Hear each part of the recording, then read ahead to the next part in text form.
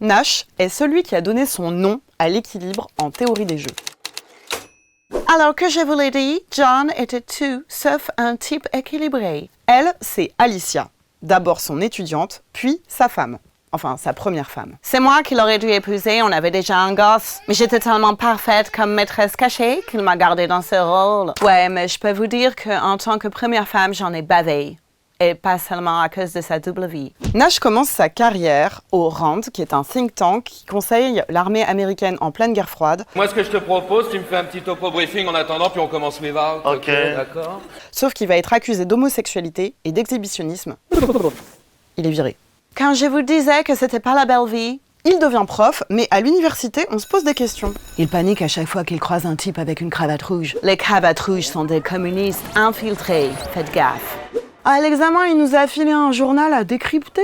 Le New York Times est bourré de messages codés. Faites gaffe. En fait, il souffre de schizophrénie paranoïde. Internement, électrochoc, traitement à l'insuline. Et divorce. En tant que première femme, franchement, j'en pouvais plus. Et puis, une remontée inattendue. Non!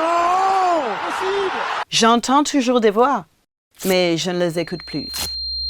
Avec moi, c'est toujours ce qu'il a fait. Il reprend ses recherches. Il obtient un Nobel. Et même, il se remarie. Et encore une fois, pas avec moi. Non, avec moi.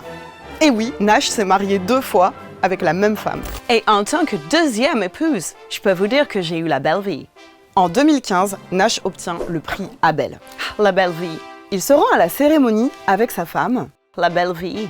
En fin de soirée, il décide de rentrer en taxi. La belle vie. Et là, accident. La belle mort. Oups. Wow. La vie a plus de génie que n'importe quel scénariste. Par contre, Russell Crowe reste plus beau que moi.